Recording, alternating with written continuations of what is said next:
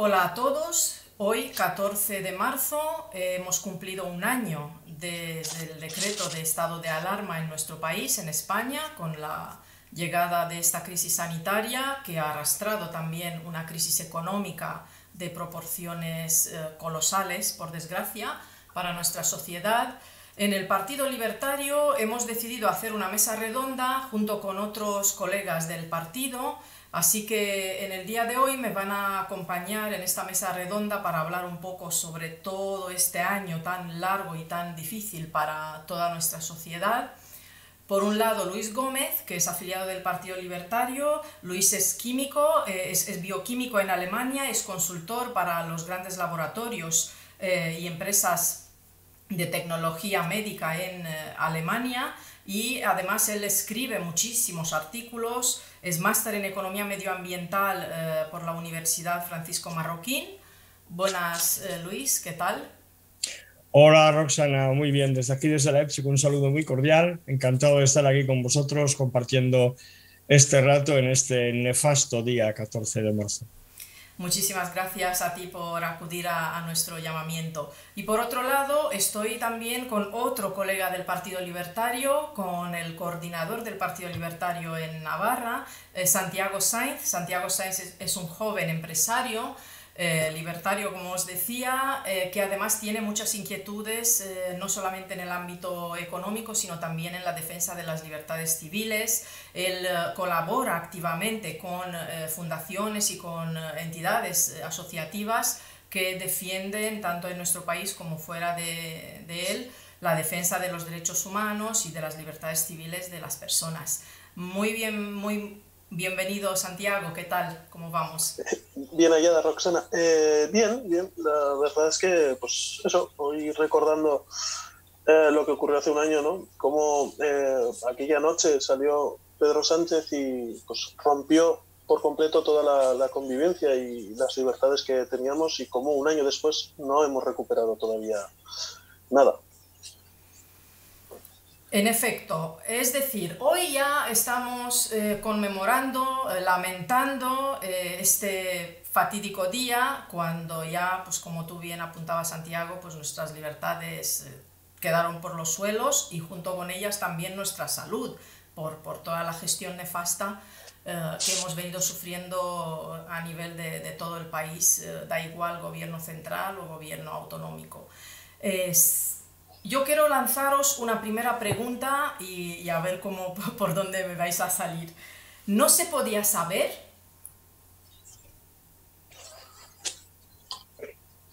Eh, a ver, sí y no.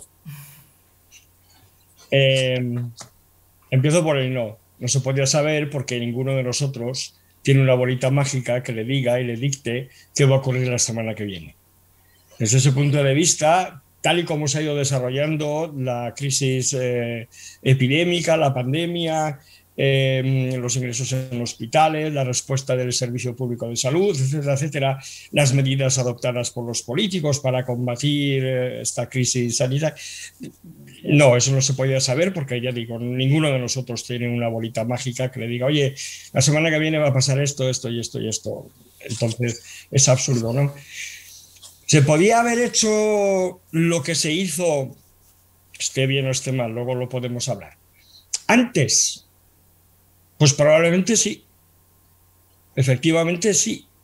Ya desde finales de enero se disponía de muy buena información, tanto de investigadores independientes como de la Organización Mundial de la Salud, como incluso en aquel momento todavía de las autoridades chinas, que nos daban motivos para pensar que, que bueno, pues que se trataba de un virus muy peligroso, en el sentido de que llevaba a muchas personas a ocupar camas de cuidados intensivos, de las que no andamos ninguno en Europa, como hemos podido comprobar, sobrados. Estábamos viendo lo que estaba ocurriendo en Italia, estábamos viendo y asistiendo a los primeros focos serios en España, y yo creo que en la primera semana de marzo se pudieron haber adoptado medidas que no se adoptaron, que se dejaron para después del 9 de marzo, y en este tipo de epidemias perder una semana, dos si se quiere, podríamos haber tomado medidas a finales de febrero incluso,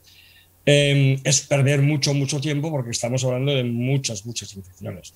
Entonces, ¿se podía saber? Sí, se podía haber hecho antes, pero claro, no desde el punto de vista de que, bueno, pues no tenemos bola de cristal, ¿no? Santiago, ¿cómo lo ves tú? Sí, coincido bastante. O sea, no se podía prever cómo iba a responder, ¿no?, todo el sistema de asistencia social y asistencia sanitaria que teníamos en Occidente. Pero sí, en cuanto a la previsión, yo soy bastante escéptico. O sea, sí se podría prever, y lo que coincido abiertamente con mis colegas de China en decir es que cuando China tose abiertamente, en Occidente debemos ponernos la mascarilla, protegernos y prepararnos con el mejor hidrogel que podamos, porque si China pide ayuda abiertamente es que la necesita de verdad, y cuando en China se les van las cosas de las manos, pues ya vemos que nos afecta a todos de una forma bastante rápida. Luego, las medidas que se tomarán en España, pues vale, la respuesta entiendo que fue un poco acelerada, ¿no? Estábamos en esta situación con el 8M famoso, con aquellas manifestaciones que llenaron la calle, pero justo un día antes del 14 de marzo de 2020 salían las imágenes de los camiones militares en Milán trasladando féretros. O sea, Italia ya llevaba un mes con esto. Y no sé si Pedro Sánchez conocerá muchos italianos, pero yo te aseguro que la mitad de mi vida, la mitad de las relaciones sociales que tengo son con italianos, con alemanes y con chinos. Y el tutto andrà bene ya llevaba semanas ocurriendo antes de esto. O sea, se podía prever, se podía haber tomado medidas mucho más duras, se podrían haber hecho meros test de temperatura, aunque ahora ya sabemos que no sirven para nada en los aeropuertos, pero es que no se acometió nada y se dejó pasar el tiempo esperando, pues eso, como dijo Fernando Simón, que fuesen 1 o 2 casos muy aislados. En efecto, como decía hoy, cumplimos ese año de estado de alarma. Es un primer estado de alarma en la que nos confinaron a todos, se confinó a toda la ciudadanía, nos cerraron los negocios, y en el que de alguna manera las autoridades transmitieron a la población una situación de absoluto peligro, cuando solo pues, unas semanas antes, como bien decíais vosotros, pues se hablaba solamente de apenas algunos casos aislados. Además, por otro lado, hemos visto que a partir incluso de septiembre, después del verano, hemos vuelto a vivir otro tipo de estado de alarma, en el que se han mantenido altísimos niveles de restricciones, tanto a la actividad económica, se han instaurado toques de queda. Vosotros, si me gustaría empezar por Luis, ¿qué pensáis un poco sobre estas medidas adoptadas? ¿Fueron y son suficientes? ¿Sirven? ¿O son, por otro lado, insuficientes? ¿Cómo las valoráis? ¿Como algo súper necesario, o son realmente inútiles? ¿Rozan la ilegalidad o directamente son ilegales? ¿O por lo contrario, no cumplen con todos los requisitos legales de poder decretarse? Luis. Voy a poner el ejemplo del cirujano. Un buen cirujano es aquel que con una mínima intervención es capaz de solventar un problema que se le plantea en la mesa de operaciones. Si un cirujano para extirpar un cálculo renal no solamente se abre un acceso hacia el riñón, sino que además hace una vía en las piernas, corta una mano, bueno, pues no es un buen cirujano, ¿no? Es un cirujano chapucero. Todos tendríamos un serio problema con esto. En España, como en muchos otros sitios de Europa, no vamos a ser tampoco maniqueos, se adoptaron todas las medidas, sin pararse uno a pensar cuáles son mejores, cuáles son peores, cuáles son más adecuadas, cuáles son menos adecuadas. Todas las medidas. Se nos encerró en casa, se hicieron cuarentenas perimetrales, se limitó la movilidad, se cerraron los negocios, se instauraron toques de queda. Todas las medidas, todas. Es como salir a cazar ciervos en lugar de con una escopeta de precisión, con una escopeta de perdigones, de postas, ¿no? A ver si doy algo, ¿no? Y a ver si encuentro algo el botón que haga que funcione lo que estoy haciendo. Esa es la sensación que se generó en España, pero también, ya digo, en otros sitios, en otros países, ¿no? Eh, Algunas de estas medidas atentan de manera perfectamente innecesaria contra la libertad, contra las libertades civiles de las personas. Yo no estoy seguro de que, por ejemplo, el cierre de muchos negocios hubiera contribuido significativamente a contener la epidemia, puesto que de haberse aplicado medidas de higiene adecuadas, hay una serie de actividades que se hubieran podido seguir manteniendo, por ejemplo, aquí durante muchísimo tiempo y sin que hubiera un aumento espectacular de casos. Al contrario, la gastronomía en las terrazas se mantuvo abierta. Y de hecho la gastronomía no se ha cerrado nunca. Lo que ocurre es que llegó un momento en que cuando aquí decíamos en Alemania vamos a endurecer las medidas no era vamos a cerrar los restaurantes, no era bueno, pues vas a tener que llamar al restaurante, pedirles la comida, acercarte y recogerla. Es decir, yo no estoy tanto por decir es que las medidas fueron todas malas, sino que como se adoptaron todas. Y ahora viene lo que sí considero muy grave. Y no se han analizado los resultados de ninguna, porque es imposible, porque se adoptaron todas, entonces ya no podemos saber cuál fue la que funcionó y cuál fue la que no funcionó. No hay evaluación de las medidas adoptadas, pues entonces estamos en una situación en la que, bueno, pues a los pies de los caballos de la vitalidad del gobernante de turno, ¿no? Que es el que impone estas medidas. En algunos casos incluso del alcalde de turno. La anécdota del pueblo de Córdoba, donde creo que no se podía parar uno en la calle, que ahora mismo, por ejemplo, lo acabamos de ver también aquí en Stuttgart o en Düsseldorf, en Alemania, donde si te paras en la calle en determinadas zonas te puede caer una multa. Algo también perfectamente, desde mi punto de vista, perfectamente absurdo, ¿no? Pero ya te digo, yo creo que no ha sido tanto... No vamos a ser capaces nunca de valorar las medidas por sí solas en España, porque se aplicaron todas a la vez, mayormente, y entonces pues no ha habido ninguna evaluación, no ha habido posibilidad de hacer una evaluación seria y con datos en la mano que nos diga, oye, mira, pues esto funcionó mejor, esto funcionó peor, esto no funcionó nada. Es imposible hacer una valoración ahora, ¿no? Santi, ¿tú cómo lo ves? Es decir, ¿son medidas que han sido útiles, que han rozado la ilegalidad, o por lo contrario crees que sí que realmente cumplían un poco con los requisitos legales? La ilegalidad es clara. O sea, la ilegalidad y la legitimidad, pues bueno, desde que vivimos en unas supuestas democracias que no lo son, en las que el gobierno puede crearse márgenes legales a su conveniencia, como se ha visto, ¿no? Y cesar libertades, darse poderes extraordinarios. Lo que la historia nos enseña es que cuando esto ocurre, la vuelta atrás no suele ser a la misma cuestión. Y yo, sobre todo, me empecé a preocupar desde el momento en el que suspendieron todas las actividades que no eran necesarias, desde el momento en el que se quitó el derecho a circular libremente, o idioteces absurdas como las que seguimos viviendo hoy en día, como por ejemplo que en mi zona, en la Ribera de Navarra, tenemos ahora mismo 0 casos, salvo en un pueblo que hay un pequeño brote, y seguimos teniendo que llevar mascarillas por la calle, seguimos teniendo que tener la hostelería cerrada al 30% de interiores, hasta hace cuestión de 2 semanas estaba cerrada por completo en toda Navarra. Y vamos, es que el periodo temporal en el que hemos estado sufriendo esto es tan largo que al principio todas las medidas se adoptaban a nivel nacional, luego a nivel autonómico. Y como decía Luis muy bien, se fue al principio hacia la eficacia, hacia viéndose pillados porque no habían sabido prever, como hemos visto ya en el anterior punto. Todos corrieron a probar lo máximo, lo más rápido posible. Y luego ya cuando se restableció a nivel España, después de verano, con la segunda ola, como lo han llamado,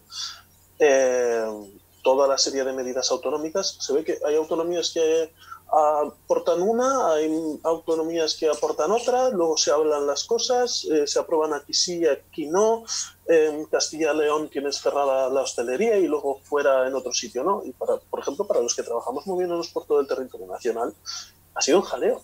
O sea, tú cruzabas una frontera de una autonomía, generalmente no había controles, por cierto, y literalmente tenías que ver cuáles eran las medidas, si podías tomar en terrazas, si no tenías que ir al interior, si O sea, ha sido un jaleo administrativo en el que no solo no se han tomado medidas y no se puede saber la eficiencia de las mismas, sino que ha sido un caos.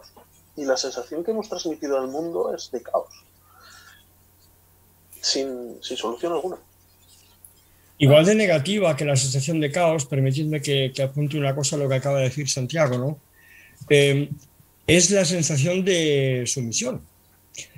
A mí probablemente lo que más me ha llamado la atención de este año es la aparente indiferencia con la que una grandísima mayoría de la población española y de la población alemana ha aceptado lo que nos ha venido dictado desde arriba sin rechistar. Es decir, sí ha habido movilizaciones aquí, ha habido movilizaciones allá, pero estamos hablando de porcentajes mínimos de población.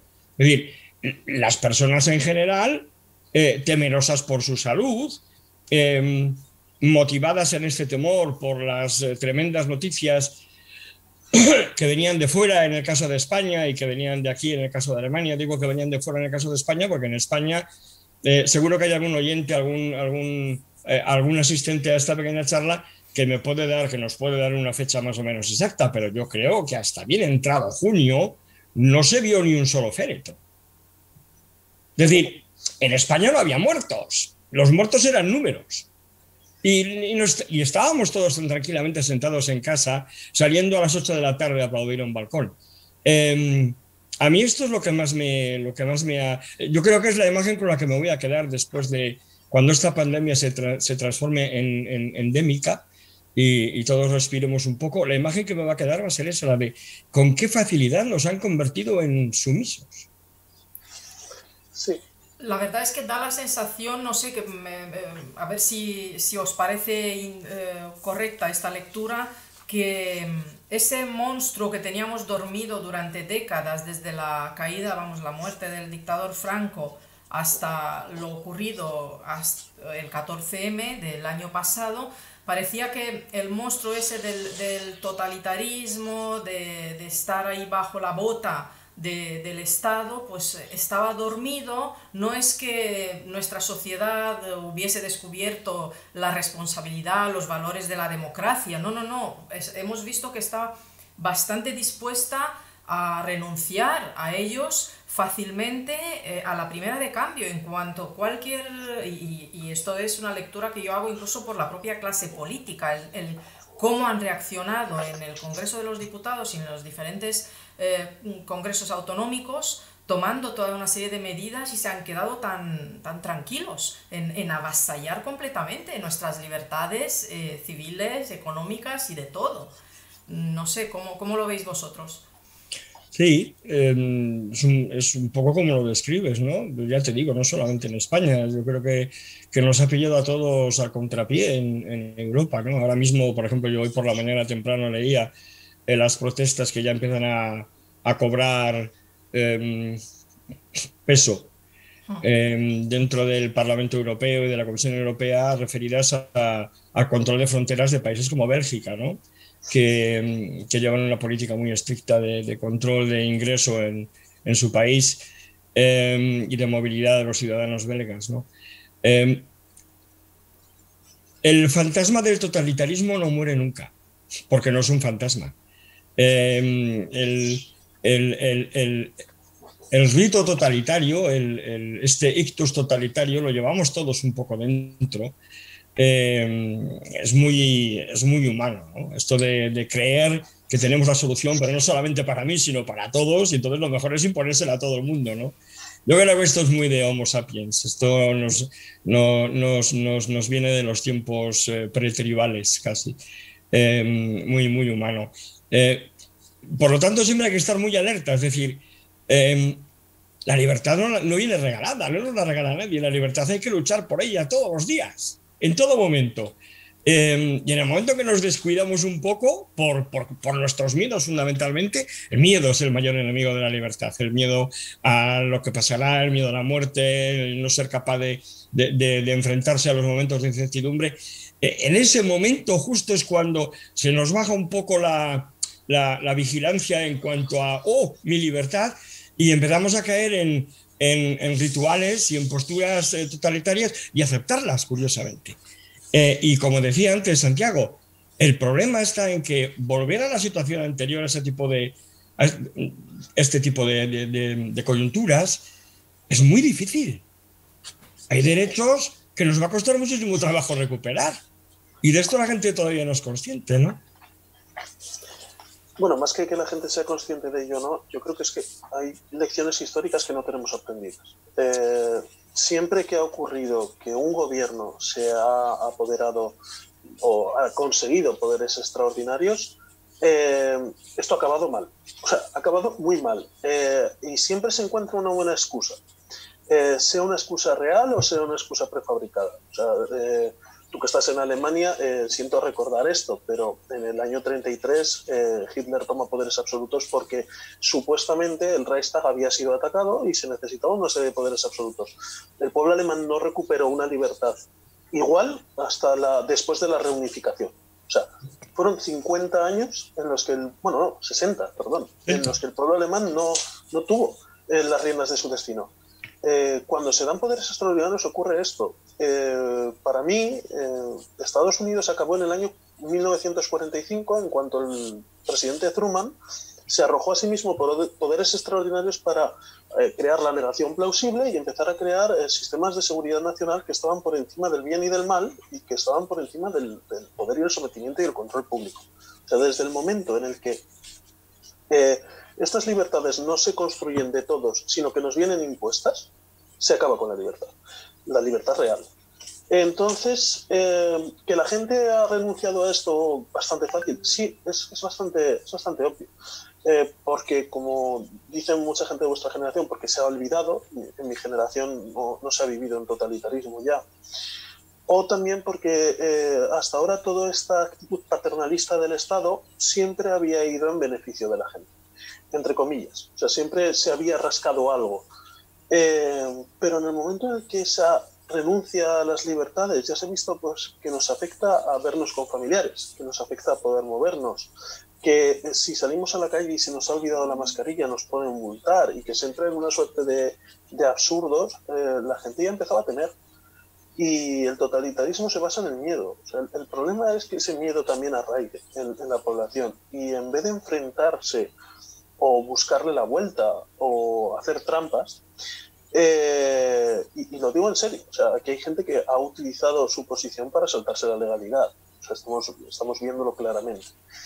Y ha habido gente que, bueno, pues yo conozco empresarios que han tenido auténticos problemas con las autoridades en España porque una persona de otra comunidad autónoma quería hacer una entrevista con ellos y han tenido que firmar permisos especiales para que esa persona pudiese seguir. O sea, el totalitarismo es palpable y nada nos afecta hasta que vienen a por nosotros, ¿no? Como se suele decir comúnmente. ¿Creéis que se ha aprovechado el momento para introducir algunas medidas de carácter ideológico? Luis, ¿cómo lo ves tú? Hombre, lo que se ha hecho ha sido aprovecharse del estado de alarma para introducir en el boletín oficial del Estado una serie de medidas que sí tienen carácter ideológico, ¿no? Pero no es algo que me sorprenda ni que me extrañe. Es decir, tampoco vamos a demonizar en exceso el gobierno que tenemos ahora, por muy demonizable que sea, y no vamos a olvidarnos de los gobiernos que tuvimos antes, que hicieron exactamente lo mismo, con otro tipo de disculpas o bajo otro tipo de premisas, ¿no? Me da lo mismo hablar de, no sé, medidas políticas perfectamente absurdas como prohibir el despido o incrementar determinados impuestos. Ahora mismo estamos asistiendo a una batería inmensa de nuevas leyes y nuevas declaraciones del Senado y del Congreso de los Diputados sobre cosas que desde que aprobamos la Constitución del 78 estaban clarísimas y sin embargo las estamos reinventando, dándoles un pequeño toque ideológico. Yo creo que en la esperanza de que dentro de 50, 60, 70 años algún historiador, mejor dicho, algún historiógrafo del Partido Socialista Obrero Español y del movimiento de izquierdas española se decida a escribir una historia de España, y cuando recuerde esa época recordará: fue la época en la que recuperamos la esencia del socialismo en España, la libertad para las mujeres, la igualdad, porque en aquella época se hicieron las grandes declaraciones parlamentarias y en el Senado, ¿no? Es todo un poco raro, es todo un poco surrealista. Y lo malo del asunto, lo peor de este asunto, porque esto todo es rebatible, ¿no? Y todo se puede cambiar. Lo malo del asunto es que si hoy levantas la voz denunciando este tipo de cosas, automáticamente caes, bueno, te asesinan socialmente. Automáticamente caes en la peor de las disidencias, te conviertes en escoria social. Eres un asocial, eres un micromachista o un supermachista, estás en contra del derecho a la huelga, no sé, cosas por el estilo, ¿no? Y a mí estas cosas no me dejarán nunca de sorprender, aunque por muy conocidas que sean, ¿no? Santiago. Sí, bueno, a ver, que se ha hecho propaganda política, bueno, es que en España se hace propaganda política con todo. Es que somos un país maravilloso para eso. Claro. Bueno, es que lo que comentábamos también hace un rato, ¿no? Antes de empezar la grabación, desde fuera se nos ve con unos ojos ahora mismo que están impertérritos. Es que nos hemos enfrentado a Holanda, nos hemos enfrentado a Alemania, nos hemos enfrentado a toda la Unión Europea.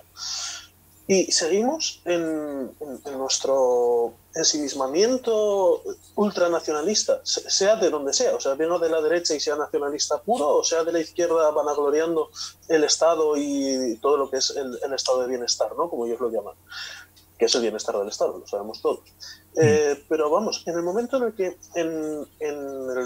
al comienzo de la pandemia se atacaba a la gestión, había que estar juntos, íbamos todos a una, no era el momento de rendir cuentas. Bueno, ¿cuándo va a ser el momento de rendir cuentas? En julio tuvimos un funeral de Estado, cuando esto todavía no había acabado, que fue absurdo, fue absurdísimo, y tampoco era el momento de rendir cuentas. Entonces, ¿cuándo va a ser el momento de rendir cuentas? Cuando se hayan pegado el tiro, o cuando ya hayan perdido las elecciones, rendirán cuentas ante el órgano supremo de su partido que se ocupe de purgarlos a ellos y traer una nueva ejecutiva. Pues ahí estamos. España vive de las leyendas, como bien indicaba Luis. Aquí se fabrican leyendas. Seguimos teniendo la leyenda de la Segunda República, en la que la izquierda se cree que aquello fue una república perfecta en la que nunca hubo ningún problema, y ahora pretenderán dejar para los anales de la historia este otro momento. Cuando las consecuencias de aquello, como las consecuencias de lo que íbamos a vivir, van a marcar la historia de España durante los siguientes 100 años. Y marcarla ideológicamente es hundirla o no hundirla. España hay que seguir haciéndola para todos. O sea, vivir en el frentismo nacional absurdo en el que tanto izquierda como derecha pretenden sacar rédito electoral constantemente es quemar el futuro de este país, pero quemarlo para décadas, y se hace con una facilidad extraordinaria, y es algo que deberíamos empezar a entender que no se puede seguir haciendo. No, la desconfianza que movió al entonces primer ministro holandés, hablo de otoño del año pasado, otoño del 2020, a la hora de lanzar un serio aviso sobre un momento, a ver cómo es el tema este de que quién va a pagar qué en la Unión Europea y de dónde van a salir los fondos de recuperación y por qué el endeudamiento, y aquella desconfianza no ha hecho más que seguir creciendo. Y ahí sigue. Claro, hoy en Alemania un elevadísimo porcentaje de los alemanes, pero un elevadísimo porcentaje de los políticos alemanes y de los economistas alemanes no están dispuestos a entregarle 140.000 millones al gobierno español sin ningún tipo de proyectos, sin ningún tipo de objetivos, a saco roto, como quien dice, ¿no? Es más, decididamente no están dispuestos a endeudar a los contribuyentes alemanes para que el gobierno español siga haciendo la misma política que ha venido haciendo hasta ahora. Entonces, nos estamos, de alguna manera, esta crisis sanitaria se está convirtiendo poco a poco también en una crisis institucional, en España en concreto, en otros países también, como por ejemplo en Italia, pero se está convirtiendo también en una crisis social y política a nivel de la Unión Europea. Empezamos a ver puntos de fractura. Bueno, pero Austria y Dinamarca se van de viaje oficial a Israel para diseñar una política de diseño de vacunas y fabricación de vacunas de cara al futuro, sin contar con la Unión Europea, porque la gestión de la compra de vacunas en Bruselas ha sido un verdadero desastre. Estamos empezando a ver puntos serios de fractura, ¿no? bueno, si me Y permites dime. el inciso, sí, es que esos puntos de fractura han estado siempre ahí. La Unión Europea se creó desde esa actitud de consenso de la que hablaba, que también hemos perdido en España, ¿no? Sí. Y que, bueno, ahora hay países de la Unión Europea que empiecen a actuar por libre. Es que también España ha actuado por libre en muchos casos. Entonces, el punto en el que está la Unión Europea, si seguir hacia adelante, hacia una unión, que la primera unión que se debería haber hecho ya es la unión financiera y fiscal, que tampoco se ha querido hacer, y hemos sido nosotros los primeros en no querer hacerla. Y luego, pues bueno, es que o vamos hacia la unión o vamos hacia la desunión. Y ya está. Y ahí tenemos un montón de elementos nacionalistas, como puede ser Alternative for Deutschland, como puede ser el partido Marine Le Pen, como puede ser la Liga en Italia, que están coordinados y están organizados, o como puede ser Vox en España, por qué no decirlo, que están organizados y están coordinados para acabar en un nacionalismo. Y yo lo comentaba hace poco, o sea, estamos volviendo a pedir soberanía monetaria, tanto desde la izquierda como desde la derecha. No hay nada peor, ¿vale? Que la Banca Central Europea no es una hermanita de la caridad, ni gestiona bien, ni muchísimo menos se comporta como un ente liberal, ni mucho menos libertario, ya anarcocapitalista, ni hablemos. Pero ¿alguien de verdad se plantea que estaríamos mejor con soberanía monetaria en España? Es que es un cuento chino. No, por Dios, no. Ya tenemos bastante con los campos de poder que han ido usurpando y que se han ido conquistando para ellos los políticos en este año que estamos dejando atrás. Si encima les damos soberanía monetaria, madre del amor bendito, lo de Venezuela va a ser una broma. No. Yo me voy a permitir, Roxana, si me dejas, sí, que os haga una por pregunta a supuesto. vosotros dos, porque claro, yo lo veo desde aquí, desde fuera, ¿no? ¿Cuántas semanas más vamos a seguir soportando el estado de emergencia? Porque yo no sé si esto se ha contado mucho en España. Las medidas legales que acompañan el estado de emergencia en España no es que no sean ni parecidas, es que no existen, por ejemplo, aquí en Alemania. ¿Cuándo va a terminar esta situación? ¿Cuándo vamos a volver a la normalidad parlamentaria, a la normalidad legislativa? ¿Cuándo vamos por fin a poder celebrar que el Ejecutivo deja de legislar? Por mucho que algunos miembros del Ejecutivo se empeñen en decir públicamente que no os preocupéis que nosotros estamos legislando. Si aquí en Alemania a algún ministro se le ocurre decir en público que está legislando, le cae la de San Antolín. ¿Hasta cuándo? En efecto, ya hemos visto que realmente lo que está ocurriendo en España es inaudito, incluso para los niveles, digamos, que puede haber en otros países de la Unión Europea. Y sí, estoy de acuerdo con vosotros. Tenemos que ir allá pidiendo que se acabe de una vez todo este atropello constante a nuestras libertades y sobre todo que se decida ya que cada una de las instituciones retomen su actividad propia. Es preocupante. Yo la verdad es que, acordaos que en el Partido Libertario iniciamos una campaña ya hace bastantes meses, un poco a raíz de lo que os estaba planteando antes en la pregunta, de si eran medidas de carácter marcado ideológico.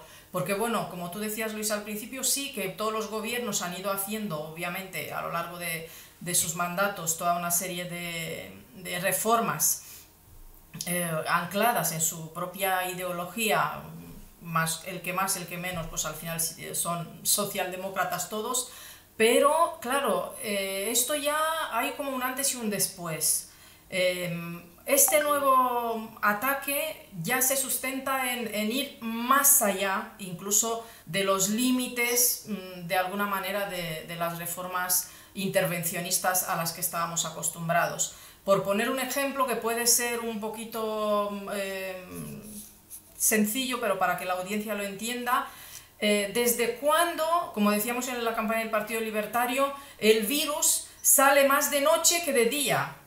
El virus no se da tanto en los vagones del metro, de mucha gente ahí afinada, yéndose a las 7 de la mañana, a las 8 de la mañana a trabajar, y sí se da en el entorno de un bar o una discoteca o en una fiesta, donde la gente está igual de afinada o incluso menos afinada, porque al final la gente por miedo y tal, pues ya no salía tanto a lo que era el ocio durante todos estos meses. Entonces, esto para mí, por ejemplo, sí que es una medida claramente que va en contra de el ocio es malo, el vivir bien, el ser feliz, el hacer lo que te guste es malo, y lo único que sí se te permite desde el gobierno es que tienes que trabajar en lo que te guste o en lo que no te guste, pero tienes que trabajar, ¿por qué? Porque claro, tienes que producir para que yo, Estado, te esquilme y que me da igual que te estés muriendo o que te estés contagiando, pero a mí los impuestos me los tienes que pagar. Y la prueba de ello se ha visto. ¿Cómo estamos? Es que tenemos ya casi 1 millón de ERTEs, tenemos más de 4 millones de parados, somos el país de la OCDE que peores cifras tiene desde este punto de vista. Encima somos el país de la OCDE que peor caída de la deuda ha tenido en todo este año de pandemia. O sea, estamos en cifras astronómicas del 11% del PIB de caída. Esto es imparable. O sea, para nosotros estamos, de hecho, según comentan la mayoría de los analistas, digamos en una situación incluso peor que en la crisis de 2007-2008. Fijaos, realmente, y además la pérdida de vidas, obviamente, los resultados de esta pandemia en términos de muertes, pues como mínimo, si nos acogemos a la cifra oficial, estamos hablando de más de 70.000 personas que perdieron su vida. Luego sabemos que en realidad son muchas más, porque hay un rifirrafe entre las autoridades para no atosigar más.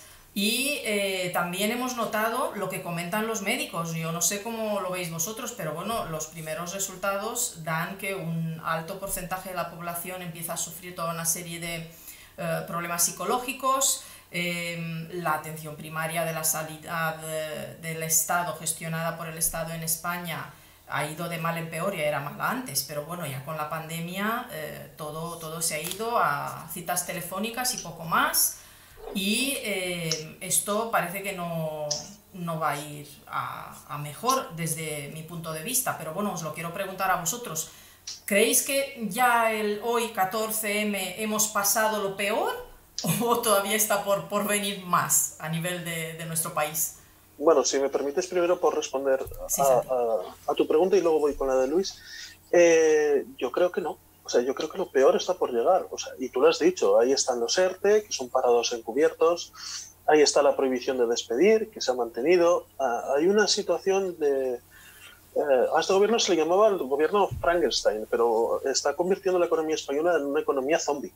O sea, vamos a hacer aquí ya todo el Hotel Transilvania, nos falta Drácula, que bueno, era Montoro, que ya se fue, pero bueno, ahí tenemos a la señora ministra que puede hacer sus pinitos y que también los ha hecho. Y uniéndolo un poco a colación con lo de Luis, es que en Europa no se juega con el pan.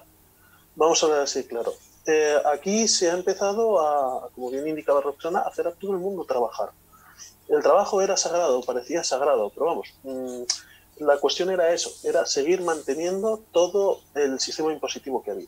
En Europa, pues bueno, ahí lo tenemos. El IVA ha bajado en Alemania, otros tramos impositivos se han dejado de cobrar o se han pospuesto. Aquí no, aquí todo se ha cobrado de forma inclemente. Y lo que no se ha cobrado de forma inclemente se ha cobrado después. Aprovechando la paradita de verano, muchos ayuntamientos, al menos el mío, habían pospuesto las cosas. Y en verano, como parecía que todo había acabado, ¡zasca! Impuesto al canto. Y seguimos sin recuperar eso, ninguna normalidad. Y el temor que yo tengo, que para esto soy bastante pesimista, es que no lo recuperemos nunca. Es que, como con la ley Mordaza, aquí se promete acabar con ello y cuando se produzca un cambio luego no se acabe con nada. Y es el problema de no vivir en una democracia directa y es el problema de que la gente no se pueda agrupar para acabar con estas normativas.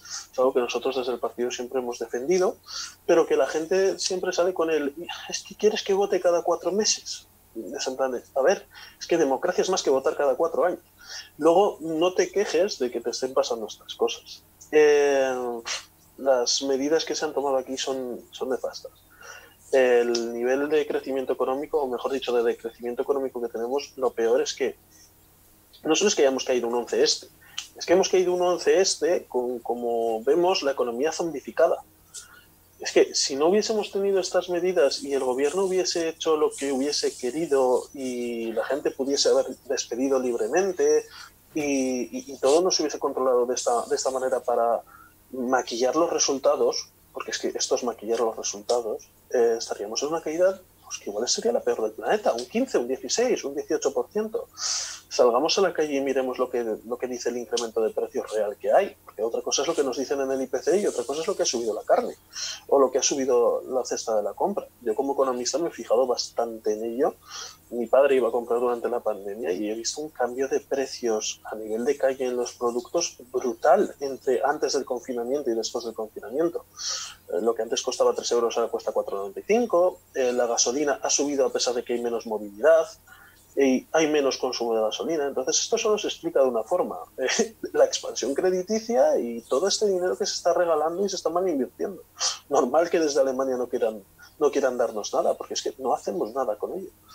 Luis. Mal invertir, voy a empezar por ahí. A mí me gustaría que alguna de las personas que nos está viendo fuera capaz de dar una explicación consistente y plausible a la siguiente cuestión que planteo.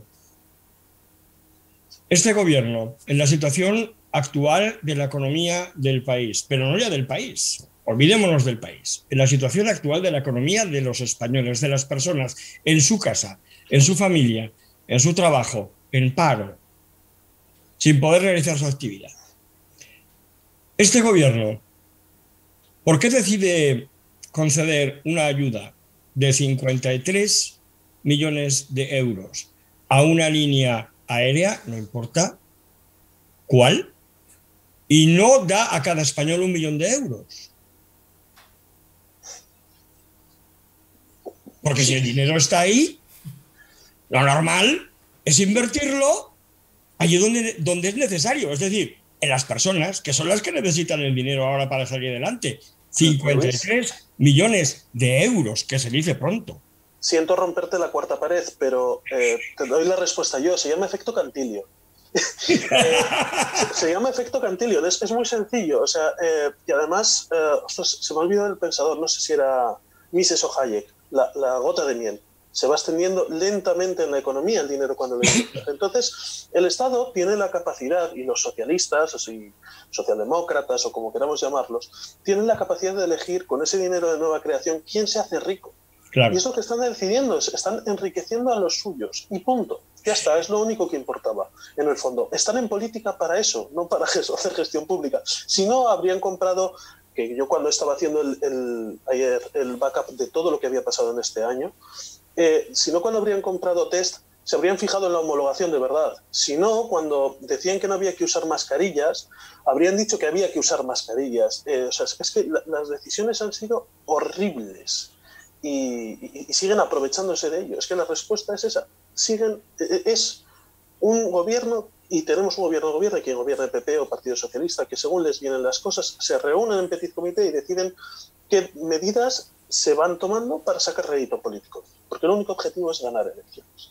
Además, se saltan ellos mismos la legalidad. Tenemos al máximo responsable de la crisis sanitaria, de gestionar la crisis sanitaria, saltándose sus propias medidas de cuarentena y yéndose a Portugal a hacer surf, mientras a la población nos encierra en la casa y nos dejan, no, aquí nadie se va de vacaciones, yo sí me voy que estoy muy estresado.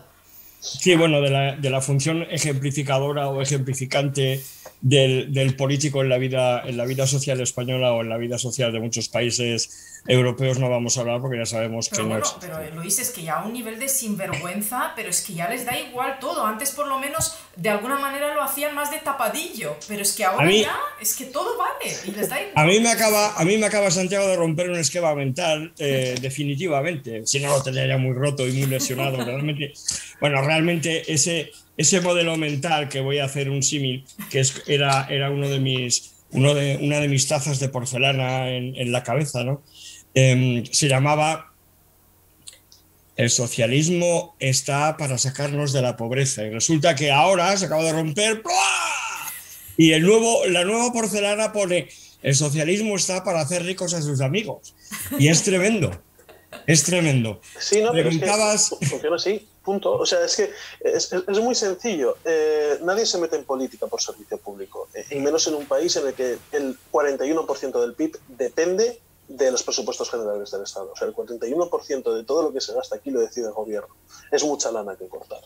Sí, sí, sí, es mucha lana que contar. Preguntaba Rosana, que nos habíamos dejado esa pregunta en el tintero, si ya ha pasado todo, si ahora va a ser todo mejor. Se A responde ver, sola. no, hay tres, yo creo que hay tres vertientes que debemos valorar a la hora de responder a esa pregunta. La primera, desde el punto de vista institucional y político, creo que no, que lo peor está por venir. Estoy con Santiago. Creo que estamos asistiendo a un proceso de degradación de la vida política española, estamos asistiendo a un proceso de parasitismo ideológico de las instituciones nacionales y de las instituciones locales y autonómicas, y parar esto va a ser muy, muy, muy, muy difícil en los próximos años, no en los próximos meses, en los próximos años. Esa es una dinámica que va a haber que romper porque la respuesta a si ya lo hemos superado, la respuesta es claramente no. La segunda vertiente es la económica, y la respuesta sigue siendo no. Lo peor también está por venir. Lo peor está por venir porque España no es un país con robustez económica. España no tiene, por mucho que nos guste hablar a veces de la industria automovilística, de nuestra industria ferroviaria, hay algunos campos en los que efectivamente hemos sido capaces de sacar adelante un par de empresas, Inditex, por ejemplo, ¿no? España no tiene tejido industrial. Y mucha gente se me queda mirando y dice, ¿cómo que no? Y yo siempre pongo el mismo ejemplo de, hombre, tú vas por aquí en coche en lugar de por la autopista, por una carretera nacional, y te vas a encontrar pueblos de 3.000, 4.000, 5.000 habitantes, todos tienen un polígono industrial abarrotado de naves y en todos se está trabajando. Aquí en España, o sea, allí en España, esto no existe. No hay tejido industrial. Entonces, nos va a costar mucho trabajo desde un sector, desde una economía fundamentada en el sector servicios y turismo, salir adelante de una crisis que ya no es solamente económica en el hoy, sino que es una crisis económica de deuda para muchos, muchos años. Va a ser muy duro y muy difícil. Y la tercera vertiente, y termino, es la sanitaria. Pues es posible que sí, que hayamos pasado lo peor. Estas epidemias, estos virus, siempre pueden sorprendernos. Ya digo, dije al principio que ninguno teníamos una bola de cristal, ¿no? Siempre pueden sorprendernos con una nueva mutación, pero yo creo que, primero, gracias a que en algunos sitios se ha sabido reaccionar bien y disponemos ahora de muchas más camas de cuidados intensivos de las que disponíamos en febrero o marzo del año pasado, por un lado. Por otro lado, disponemos de tratamientos que parece que efectivamente funcionan a la hora de atender a las personas en estadios más severos y críticos de la enfermedad, sobre todo respiratoria, que genera este virus. Y debido fundamentalmente también al tema de las vacunas, a las vacunaciones, yo creo que sí, que empezamos poco a poco a salir de la situación de pandemia, a entrar en una situación de endemia. Y en ese sentido soy un poco optimista, ¿no? Pero desde el punto de vista institucional y político o económico, en absoluto. Yo creo que vamos a asistir a cosas terribles en los próximos años. Sí, es que Santiago, ¿cómo lo ves tú? Es que, como bien indica Luis, lo que hay que preguntarse es qué ha pasado. O sea, ¿cuál de las dos cosas ha sido peor? ¿La respuesta institucional o la pandemia en sí? Porque se está viendo que aquí había dos formas de afrontar esta crisis. Por un lado teníamos la forma, entre comillas, china, o sea, ser eficaces en vez de eficientes, ir a saco, cerrar, prohibir y controlar. Y otra que era la forma más nórdica, por así llamarla, la opción que tomó pues, Alemania en un principio, llamar a la responsabilidad social, llamar a que la gente se controlase, a esa responsabilidad individual que tanto nos gusta a nosotros cuando la mencionan, pero que luego a la hora de la verdad se acaba convirtiendo en más palo estatal a las libertades. Y hemos hecho una mezcla entre las dos, un mejunje que ha sido la peor decisión que se podía tomar. O sea, ni hemos salvado la economía, ni hemos salvado a la gente. Es así de sencillo. Al principio se decía, no, bueno, paremos la economía para parar a la gente. Bueno, vale, bien, pues hazlo como China. Para todo 15 días, control masivo, test masivos, como ya vemos que son las recetas que de verdad han funcionado, que somos las que promovemos, las de Taiwán, las de Japón también en su momento, cuando lo hizo muy bien. O sea, hazlo así. Es que hasta la propia China lo está haciendo ya así. O sea, ocurren en zonas muy concretas, esas zonas se controlan, se empiezan a hacer test masivos a la población, se hace un cribado, se ve quién está, quién no está, y el resto sigue funcionando. Pero aquí hemos hecho este mejunje en el que ha sido tan malo que todavía no hemos recuperado la situación económica que teníamos. Queremos test en Mercadona. Exacto. Bueno, en Hong Kong los hay en el metro. O sea, si tú te encuentras un pelín mal, vas ahí y creo que eran hasta gratuitos. Eso nunca me lo confirmó mi colega de allí, pero se lo voy a preguntar hoy. Creo que eran hasta gratuitos. O sea, tú te encontrabas mal y por tu propia responsabilidad para con tus compañeros de trabajo, que es a donde vas, o en casa, te tienes que hacer un test y mirarlo.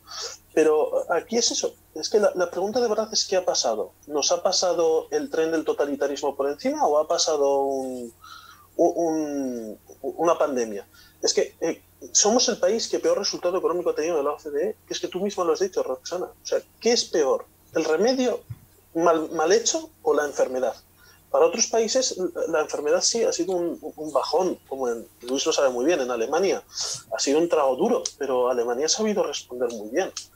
En cambio aquí, que ni hemos sabido responder, ni hemos sabido tratar, los médicos y enfermeras estaban sin medios al principio en la supuesta sanidad pública gratuita, universal, más perfecta e infranqueable del planeta, pues todo ha fallado. Es que el problema es que todo ha fallado y que vivimos en un humo y vivimos en un mediatismo que, por ejemplo, hasta a nosotros mismos, y creo que a vosotros también, ya me diréis si no creéis que en el fondo es así, os ha hecho creer que de verdad la gente ha colaborado con esto. O sea, yo puedo contar a decenas la cantidad de amigos míos, de familiares y de vecinos que me dicen que no se quieren vacunar. Es que hay decenas. Y la vacuna, pues sí, puede estar siendo una solución bastante viable, pero tampoco sabemos cuál va a ser su viabilidad real dentro de 6 meses. Es que ese es el problema también dentro de esto, ¿no? No sabemos si la solución, si ha pasado ya, si no ha pasado, si una de estas cepas de repente va a ser súper resistente y súper contagiosa y va a volver a haber otra cuarta ola o una quinta o una sexta, y hasta cuándo van a seguir tirando de la manta y van a seguir asumiendo ese dogma de primero las vidas y luego la economía. Bueno, pues primero las vidas y luego la economía, pero si te mueres de hambre, no sé yo hasta qué punto la vida importa, ¿no? ¿Qué es más importante, una mascarilla o tener algo que llevarse a la boca? Bueno, de hecho, como hemos visto en el caso de España, claramente no han sido ni las vidas ni las economías de las personas. Eso es lo terrible. Es decir, el modelo está ahí. Hemos visto quienes lo han hecho bien y ahí están. Taiwán, mitad de la población que España, pues tiene que lamentar 7 vidas perdidas. Economía abierta, de hecho, la caída del PIB que tuvieron en los primeros meses, que fue insignificativa, fue del orden de décimas, ¿vale? Ni siquiera llegaron a medio punto sobre el PIB, ahora ya ni eso, o sea, ya están creciendo otra vez a ritmo normal, no han tenido ningún problema, ni en paro de la población general, ni en paro juvenil. ¿Por qué os digo eso? Porque claro, aparte del paro general, nosotros en España, por desgracia, en una cosa sí que somos campeones y encabezamos la lista de la Unión Europea, y es en el paro juvenil. Tenemos el peor paro juvenil, pero con grandísima diferencia frente al siguiente país y todo eso es... Ya lo veníamos arrastrando de antes, pero no éramos los peores. Estaba Grecia, había algunos más. Pero ahora ya España despunta, pero con gran diferencia. ¿Por qué? Pues porque ha pasado esto. ¿Estamos quizás ante otra generación perdida a raíz de todo esto, de lo que ha ocurrido durante este año? ¿Cómo lo veis, Luis? A ver, no, yo creo que la generación que se ha visto muy afectada, hablo de los jóvenes, desde el 14 de marzo de 2020 hasta hoy, ya era una generación muy afectada por problemas crónicos de la estructura económica del país, ¿no? A mí me hacía mucha gracia el otro día cuando leía, no sé a qué miembro del gobierno, ni a qué nivel, no sé si era desde un ministerio o desde una Secretaría General, Secretaría de Estado, hablar de que para favorecer la independencia de los jóvenes españoles había que bajar los precios de alquiler. Y para favorecer la independencia de los jóvenes españoles lo que hay que hacer es favorecer la creación de empleo. Trabajo. Claro, es que yo escuchaba antes a Santiago y mientras hablaba Santiago y comparaba un poco Alemania con España, sí, hombre, yo creo saber cuál es la diferencia de partida entre Alemania y España. La diferencia de partida es la que en Alemania llevamos 2 décadas ahorrando y trabajando igual de duro que antes, y en España llevamos 2 décadas aumentando nuestra deuda y seguimos sin ocuparnos de nada más que no sea el sector servicios y el turismo. Y lógicamente el pozo de base, la base financiera con la que Alemania enfrentó esta crisis es radicalmente diferente de la base financiera con la que lo pudo haber hecho España, ¿no? Y volvemos otra vez al tema de la robustez de la economía. La economía española, por mucho que nos empeñemos, no es robusta. Y las arcas del Estado tampoco lo son, porque desgraciadamente desde hace tiempo ya viven fundamentalmente de la emisión de deuda, y eso sí que es un problema a solucionar lo antes posible. De hecho, claro, las autoridades se resisten y con cualquier gobierno, da igual, por ejemplo, realmente reformar el mercado laboral en serio, o sea, que haya una flexibilidad, una libertad laboral que ya nos gustaría a nosotros tener como tenéis vosotros en Alemania, porque yo creo que también esto es uno de los puntos que afecta muchísimo a los jóvenes que buscan empleo, a los jóvenes que quieren emprender, que ya por ejemplo tienen aquí en España la gran barrera de entrada de los más de 300 euros ya de cuota de autónomos con la nueva subida. Y que, 371, para que nos hagamos una idea. Eso formaba parte del paquete de ayudas a los autónomos, ¿no? Creo. ¿O cómo era el tema de los 370 euros? Bueno, a ver, se iba a cubrir una parte, pero tenías que entrar en pérdidas. En pocas palabras, tenías que encontrar sangre de unicornio y un cuerno de rinoceronte para poder... Y que se alinearan todos los planetas y además que cumplieras con la montaña de burocracia y papelajos que te pedían para esa ayuda. En definitiva, que los jóvenes se nos van a seguir marchando del país y no van a poder emprender. No lo sé. Bueno, joven y emprendedor. Aquí podría hablar horas. Pero no, en principio lo que decís es que es así, la línea es esa. O sea, hemos preparado mal el futuro y luego también es que el modelo de Estado de España, hilando un poco con el caso de Taiwán, ¿no? Que su economía había persistido muy bien en el primer trimestre, a pesar de haber sido el peor. El modelo de compra, el modelo comercial de España sigue siendo un modelo muy antiguo. O sea, el comercio electrónico no llega al 30% de las compras que se realizan en España, cuando en otros países supera el 60, el 70, el 80 ampliamente. El pago con moneda en papel, el cash de toda la vida, se sigue efectuando más aquí que en el resto de Europa. De pagar con el teléfono móvil y esas modernidades que dirían por mi zona, ya ni hablamos. De prepararnos para una economía digital. Pero, ¿qué me estáis diciendo si la mitad de los ayuntamientos y entes públicos no tienen un certificado SSL que garantice que son ellos mismos a quien navegan sus redes? O sea, eso es España. ¿Cómo queremos que un país que sigue siendo eso, un país de gente, de agricultores en mi zona y de gente que pone cañas en el interior, soporte esto? La industria automovilística española, yo cuando se les escucha hablar, se les llena la boca a la gente de SEAT en Martorell, de Volkswagen aquí en Navarra, pero si estáis a producción intermitente con la excusa de que no tenéis piezas, que es que todo el mundo sabe que es una excusa porque no hay demanda de automóvil, ha caído muchísimo el consumo de automóvil aquí. El problema de España es renta. Renta y lo que yo llamé en su momento, y lo llamaba también por ahí algún economista, el SDM, los sueldos de M puntos suspensivos que cobramos aquí. Y esos sueldos no tienen en absoluto nada que ver no solo con el tipo de empresario que tenemos en España y el tipo de economía con un valor añadido muy bajo, sino con el hecho de que la presión burocrática e impositiva que tenemos impide ya de por sí la creación de trabajo. Entonces la flexibilización del mercado laboral, la flexibilización de los tipos impositivos es necesaria. Pero ya por acabar, los jóvenes no es que tengamos una generación perdida, es que vamos generación perdida tras generación perdida. A la generación de mis padres, que es creo más o menos la vuestra, se le llamó la generación perdida porque les tocó la crisis de los años 70 en plena formación, les tocó la crisis del año 96 justo recién hipotecados y haciendo la vida, ¿no? Y luego a mi generación le toca lo mismo, y a las generaciones intermedias lo mismo, y a la generación de mis abuelos la posguerra y la guerra civil. O sea, es que vamos... malas decisiones tras malas decisiones. Y ya el último inciso, estamos en manos de la misma gente que ha estado detrás de las políticas económicas que ha habido en todo el movimiento bolivariano en Latinoamérica. Y es que se nota. Se nota porque hasta aquí hay algunos que intentan ver a China detrás de esto.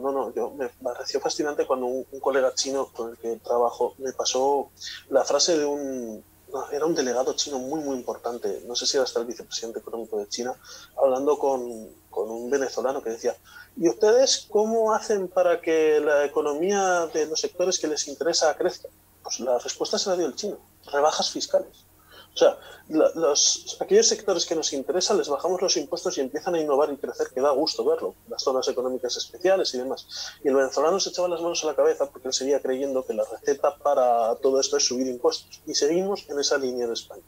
Aquí toda la gente de mi generación quiere ser funcionario, quiere opositar y quiere conseguir una plaza. Y eso se le ha inculcado desde la más tierna infancia y desde los centros de adoctrinamiento oficiales del Estado llamados escuelas públicas.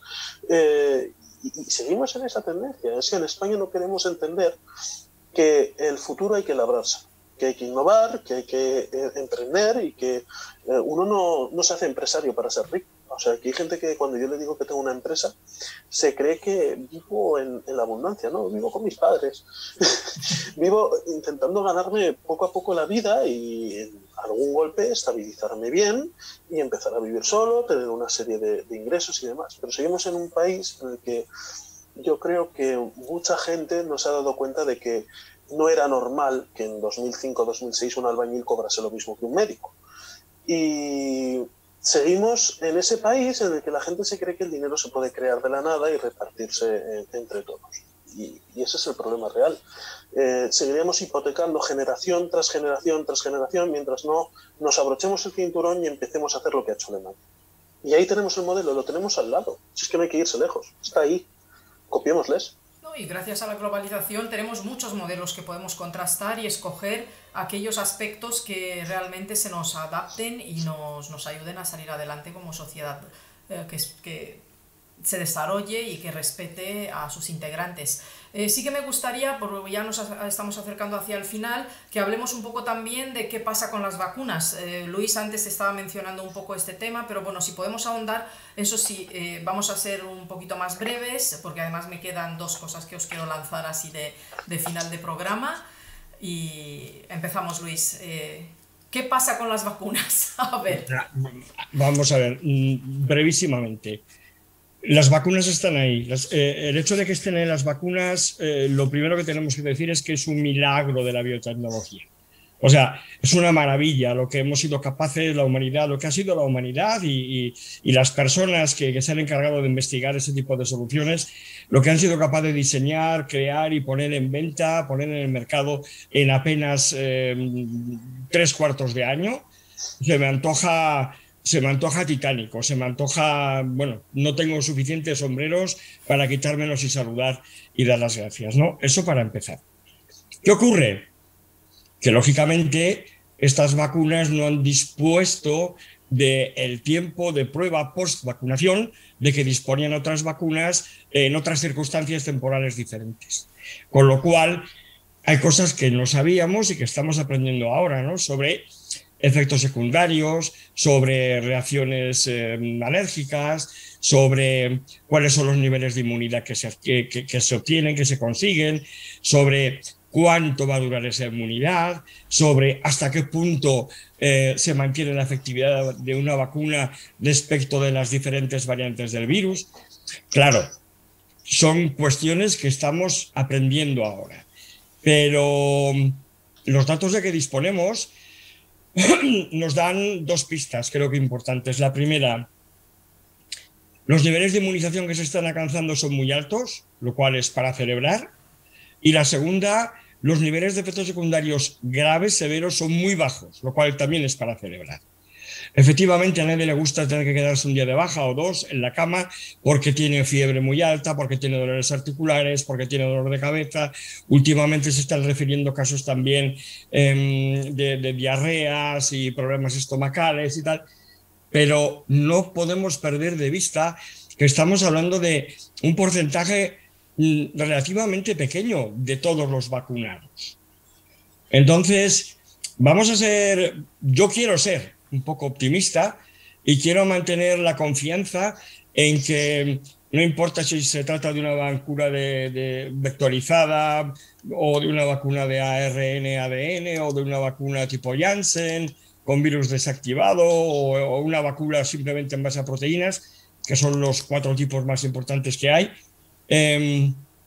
Yo creo que es un paso firme y adelante y desde luego, desde el punto de vista de la biotecnología, un milagro.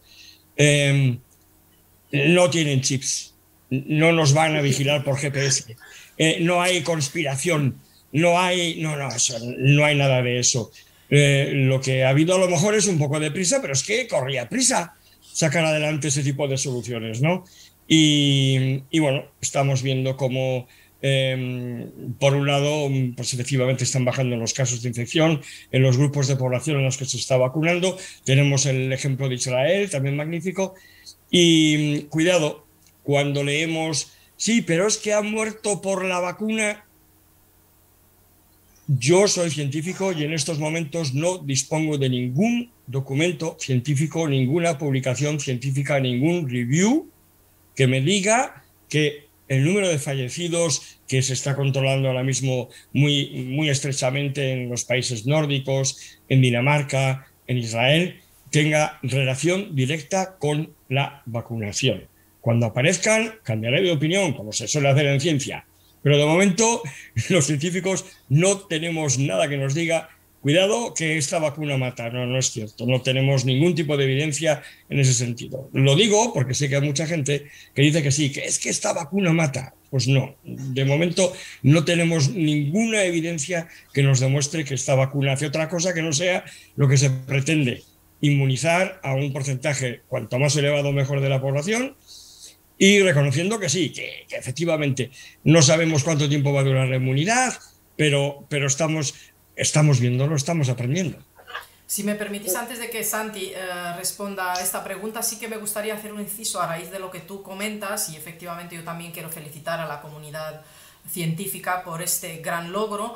Y quiero explicarles a la audiencia que lo que ha ocurrido con estas vacunas que han salido en tiempo récord al mercado, se podría dar con muchísimas otras cosas si no fueran por el intervencionismo tan terrible que tenemos a nivel de nuestros estados, que exigen toda una serie de burocracias y que se demuestra que cuando hace falta, bien quitan todas esas burocracias, ya no guardan en el cajón para favorecer al amigo de turno, sino que permiten que haya un mayor grado de libre mercado, porque en realidad lo que ha ocurrido con todas estas vacunas que han surgido estos últimos meses ha sido que se ha permitido que hubiera muchísima más competencia y más libre mercado que nunca en el sector sanitario, y que la iniciativa privada, pese mal que les pese a todos los colectivistas y sobre todo a los comunistas y a los socialistas, es superior, pero con gran diferencia frente a cualquier planificación, frente a cualquier,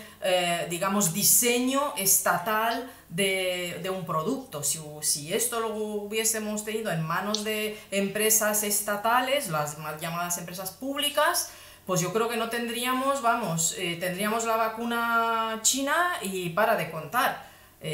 No sé si estáis de acuerdo, y ahora doy paso a Santi para que nos haga él también una breve valoración sobre las vacunas y ya pasamos. Bueno, pedía la palabra Luis. Brevísimo.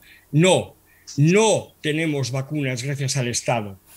Sí, estamos teniendo dificultades en la distribución de las vacunas por culpa del Estado. Gracias, Roxana. Fantástico.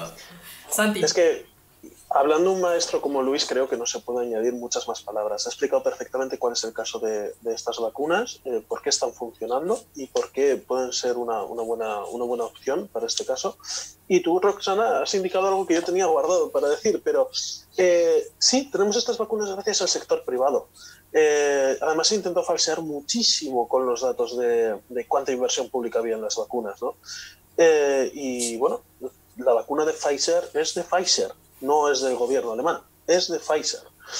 Y eso es algo que les duele, y sabemos que duele. Y luego, pues eso, pues por intentar ser breve, pero si esta burocracia no hubiese existido, gracias a las vacunas de ARN, pues podríamos estar incluso teniendo ya vacunas para el SIDA, para algunos tipos de enfermedad grave, para bacterias, creando antibióticos o vacunas que sirviesen como antibiótico, programándonos a nosotros mismos para poder resistir a esas superbacterias, ¿no?, que tantos problemas sanitarios están causando ahora también.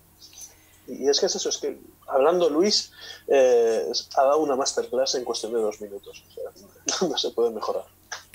Ahora os voy a plantear un ejercicio rápido. En 1 minuto me tenéis que valorar un poco, a raíz de todo lo que hemos hablado, lo ocurrido durante este año de estado de alarma, y luego ya cerraremos con un poco una perspectiva de futuro de próximos meses y años. Pero bueno, brevemente, primero el minuto de valoración, digamos, de lo ocurrido durante este año, con qué queremos que se quede la audiencia, parte positiva y parte negativa, y ya cerramos con valoración futura. Negativo. La pérdida de libertades y la facilidad con la cual hemos permitido que nos las quiten. Positivo. Lo acabamos de mencionar. La enorme capacidad del ser humano para salir adelante desde las circunstancias más difíciles. Gracias a la tecnología, a la iniciativa privada y al libre mercado. Lo estamos viendo, y como lo estamos viendo, creo que es un muy buen facit de esta crisis del coronavirus. Mucho más eficiente que el Estado, mucho más eficiente que la burocracia. En el aspecto negativo no quiero dejar de mencionar una cosa. No se puede abusar políticamente de el padecer y la muerte de las personas. Y muchos políticos, lo siento, en España durante este año lo han hecho. Bueno, Santi. Yo, por hacer más o menos el mismo resumen, el punto positivo de esta crisis es que la gente ha aprendido que el gobierno puede atacar, que por salir a la calle y no hacer el recorrido con el perro que te permitían te podían multar, que por irte a más de 2 kilómetros de tu casa en junio te podían multar. Y el punto negativo, pues bueno, es la pérdida de libertades. Es que tenemos que estar muy vigilantes en las fases de recuperación de esas libertades. Queremos una normalidad como la que teníamos. Queremos una normalidad entera, no a cachitos. Queremos volver a nuestra vida, queremos volver a reír, volver a celebrar, volver a vivir, en pocas palabras. Y sobre todo, que hemos dejado 70.000 personas por fuentes oficiales en este proceso. Y esas 70.000 personas no las hemos dejado porque 5 chavalillos se hayan ido de botellón. No las hemos dejado simplemente por la gente que se ha saltado las medidas. Las hemos dejado por la falta de previsión. Están intentando jugar con el tiempo y están intentando saber que, bueno, que el espacio mental que la gente abarca psicológicamente es corto. Entonces es mucho más fácil echarle la culpa a los botellones del verano que a la falta de previsión de enero y febrero. Estábamos celebrando Año Nuevo Chino con Wuhan confinado, y en España seguíamos pensando en el 8M, seguíamos pensando en qué se iba a hacer, seguíamos pensando en ir de fiesta y seguíamos pensando, pues eso, en vivir como si nada de esto estuviese ocurriendo fuera. Y añadiría yo, recibíamos al equipo de fútbol de Wuhan a jugar con nuestros equipos en el sur de España. Parece mentira, pero no es un chiste, es la triste realidad, en febrero ya. Vamos a ver, ¿cómo veis los próximos meses y años? Bueno, por no salirme del esquema que he intentado llevar hoy todo el tiempo, ¿no? Desde el punto de vista institucional y político, soy pesimista. Estamos asistiendo a, bueno, ahora mismo moción de censura en Murcia, adelanto de elecciones en Madrid, fractura tremenda en el centro derecha español. Yo creo que va a haber una fractura tremenda en la izquierda española. El PSOE no puede continuar con Podemos, con Unidas Podemos de la mano. O sea, es algo que no me cabe en la cabeza para un partido democrático que pretende seguir siéndolo, o que pueda pretender seguir siéndolo. Luego vamos a asistir también a una crisis política. Desde el punto de vista de las libertades, nos va a costar mucho trabajo recuperar lo que teníamos en el 2019. Mucho trabajo. Y no podemos dejarlo en manos de los políticos, ni de los de un partido ni de los de otro. Es cosa nuestra. Nosotros somos los que tenemos que empezar a reclamar desde ya que nos devuelvan lo que nos quitaron. Porque no nos lo regaló el gobierno nunca, siempre fue nuestro. Nuestras libertades son nuestras, nacemos con ellas. No nos las dicta el gobernante de turno. Y desde el punto de vista sanitario, soy optimista. Yo creo que a finales de año vamos a estar todos mucho más relajados. No vamos a seguir siendo dependientes de si salgo o no salgo, llevo mascarilla o no llevo mascarilla. Puedo ir a 2, 8, 40 o 50 kilómetros. Una situación de perfecta normalidad tampoco la veo, pero desde luego no la situación de estrés emocional que vivimos ahora. Espero que las personas que hoy están solas en casa puedan por fin disfrutar de visita y puedan por fin salir a la calle a visitar a sus amigos. Gracias, Luis. Santi. Bueno, yo creo que hacia dónde vamos está muy claro. Estamos viendo palizas de policías en la calle, estamos viendo a Víctor Orbán, estamos viendo a cómo, por ejemplo, hace poco me enteré de que en Bilbao se cogían los enseres de la gente que vivía en la calle y se tiraban a cubos de basura. O sea, vamos hacia una pérdida de libertades. Y el problema es que la gente sigue tan tranquila. Y se cree que no dar una respuesta directa es dar una respuesta. No dar una respuesta directa es complicidad. Y sobre todo en la pérdida de libertades. Con otros asuntos puede ser más relativo o menos importante, ¿no? En el tema sanitario, como bien ha indicado Luis, sí, vamos a ir hacia una recuperación de la situación anterior a cómo estábamos hace un año. Y poco a poco, pues eso, las vacunas y la situación mejorará gracias a esto. Se acaba en ese respecto. Pero, y este es el mensaje que yo quiero que quede claro a toda la audiencia, cuando se efectúan poderes extraordinarios como los que hemos tenido, cuestan décadas recuperarlos. El trabajo de los libertarios debe ser garantizar que esos derechos sean siempre firmes y constantes en el tiempo, pase lo que pase, que no haya excepciones, y no debe haberlas, porque esas situaciones excepcionales deben salir de la propia educación de cada uno y de la responsabilidad de cada uno con las consecuencias que ello tiene. O sea, no irse de botellón para no coger el COVID tú y pegárselo a tu abuela y que se muera. Tenemos que tener esa responsabilidad individual, y mientras no cultivemos esa responsabilidad individual, seguiremos teniendo pisoteos como los que tenemos hoy. Y eso hay que resolverlo como sea. Muchas gracias, Santi. Me gustaría cerrar con una reflexión que os lanzo a todos, que los que estáis viendo este programa especial del 14M, de una conmemoración del estado de alarma en España, y es que tenemos que pensar que quienes estén dispuestos a entregar su libertad a cambio de una falsa promesa de cierta seguridad, a la larga, y el tiempo y la historia está plagada de casos, nos ha demostrado que vamos a perder tanto la seguridad como nuestra libertad. Así que sed vigilantes, apoyad al Partido Libertario. El Partido Libertario, como bien sabéis, ya desde el inicio de esta crisis ha ido planteando toda una serie de reformas, soluciones reales, aplicadas con éxito en otras partes del mundo y que queremos traer a nuestra sociedad, soluciones que pasen por reformas estructurales del sector sanitario, del sector educativo, de los medios de comunicación, y todas estas soluciones están basadas en la soberanía de las personas, en su responsabilidad, en el respeto irrestricto de sus libertades, porque solo así podemos aspirar a construir un país próspero y libre para el futuro nuestro y sobre todo para el futuro de nuestros hijos y las futuras generaciones. Así que, sin más, os agradezco, Luis y Santi, por haberme acompañado en esta mesa redonda, y os invito a todos los demás a seguir al Partido Libertario en redes sociales y a enviarnos pues, las ideas, las propuestas y vuestras preocupaciones un poco de cómo está el panorama y cómo podemos desde el Partido Libertario aportar algo constructivo a nuestra sociedad. Muchísimas gracias y que disfrutéis vosotros y vuestros seres queridos de muchísima salud y sobre todo de mucha libertad.